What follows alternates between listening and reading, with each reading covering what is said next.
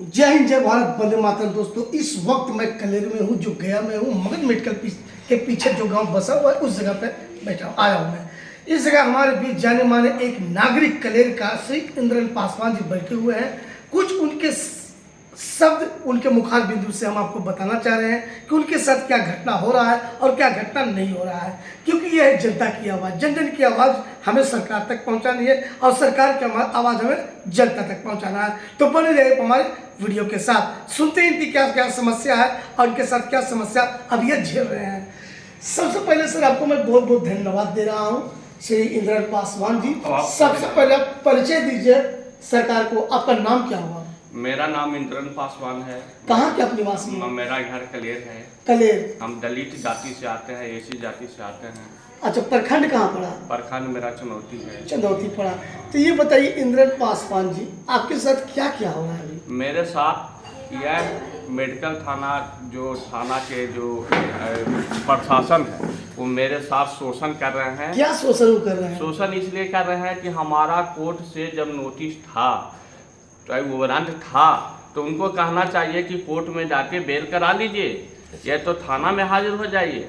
और हम दोषी हैं, हमारा पत्नी दोषी मानते हैं कि हम अपराधी हैं, या तो फिर हम कानून के दायरे में हैं, तो हमको पकड़ के उनको जेल भेजना चाहिए, नहीं कि मेरा पत्नी के जेल भेज देना चाहिए। और मेरा बेटा के ले जाके थाना में 10-20 लप्पड़ मारा। मेरा बेटा बहुत कल्पा रोया। वो बीएससी नर्सिंग का स्टूडेंट है, वह अनपढ़ लड़का नहीं है। हम लोग दलित समाज किस तरह से पढ़ाते हैं, बाल बच्चा के पेट काट के पढ़ाते हैं, मजदूरी करके पढ़ाते हैं। और हमारा साथ मेडिकल थाना प्रभारी जो थे, मेडिकल के जो इंचार्ज है, क्या है, जिम्मेदार है, वो बाबू साहब है। क्या नाम है उनका? नाम बता सकते हैं? नाम का जो है, इधर आइए, आप ही हैं? तो यहाँ पे देखिए, थाना प्रभारी ने जिस बच्चे को जा करके, इनका पिता का आरोप है कि हमारे बच्चे को जा करके थाना प्रभारी ने 5-6 लप्पड़ मारा, या जो भी मारा, क्यों मारा, इसकी जानकारी मैं उनसे लेता हूँ। छोटू, आपका नाम क्या हुआ? मेरा नाम गौरव कुमार। गौरव कुमार जी, इधर देखिए।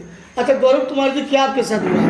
मेरे साथ यही हुआ कि मैं 2-3 बार थाना के पास गया। थाना के पास क्यों गए थे आप? गए थे कि एसआर और टीआर लेने के लिए कि अपना बेल कराया जाए। किस चीज़ का केस आपके ऊपर लगा हुआ है? किस लगा हुआ है कि मतलब हम लोग, मेरे पिताजी जमीन लिखे थे, जमीन पर मकान भी 2 तल्ला 3 तल्ला बन चुका है।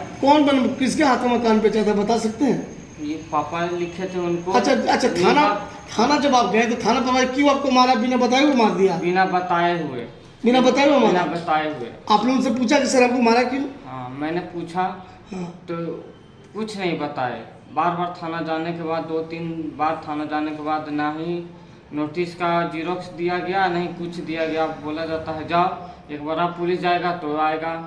फिर गए, फिर इसके बाद क्या एसपी साहब को कुछ कहना चाहते हैं इसके बारे में? एसपी साहब से यही कहना चाहते हैं कि यह पुलिस गुंडा हो गया है, यही प्रशासन का रवैया ठीक नहीं है। यही आपसे निवेदन है कि मेडिकल थाना पर कार्रवाई किया जाए।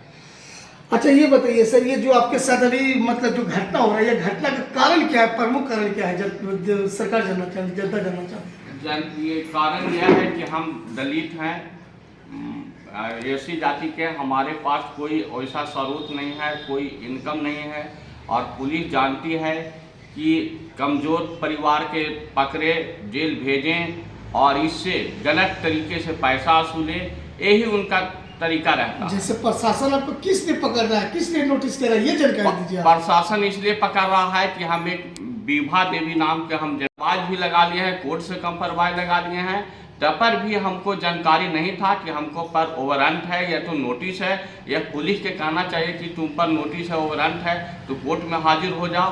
बट आपने ऐसा नहीं करके मेरा घर में आकर के घर के तलाशी लिया, बेटी के गाली दिया, पत्नी के गाली दिया, पत्नी के पकड़ के थाना में भी ले गया, उत्पीड़न भी किया, मतलब जेल भेजने की भी तैयारी किया।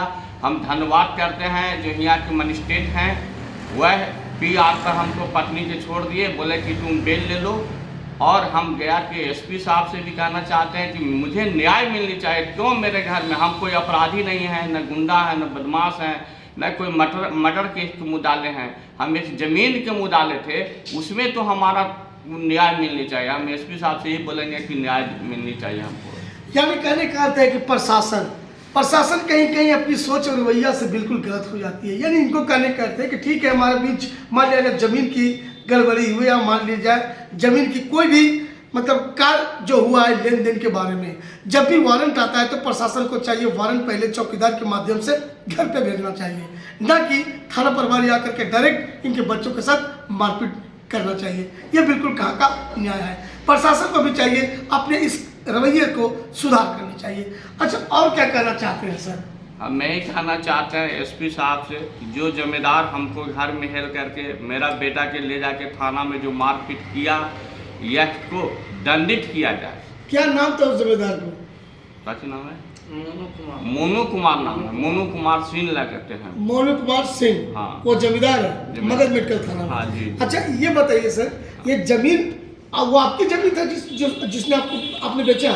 जी, मेरी जमीन था, मेरा दादा के नाम से था, और वह खतियानी जमीन था। उसको हम जमीन लिखे थे, उन्होंने कहा कि 1.5 लाख रुपया बाद में देंगे, वह पैसा नहीं दिया था। जमीन किसको लिखे थे? विभा देवी के, और रीवा देवी को। विभा देवी नाम है। और हम उसको पैसा नहीं दिया था, तो मेडकले थाना में बैठ करके डीएसपी एगो थे रणधीर रजक, उन्होंने फैसला किया कि ठीक है पैसा दे दो, जमीन दे दो। हम उसको दे दिए थे, पैसा भी हमको दे दिया था।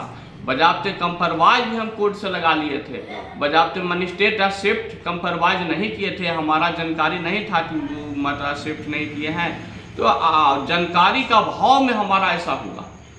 बजाबते हमको थाना से कोई नोटिस वोटिस नहीं दिया, आवा करके हमारा घर में जांच किया, हमारा बेटा के ले जाके मारपीट किया।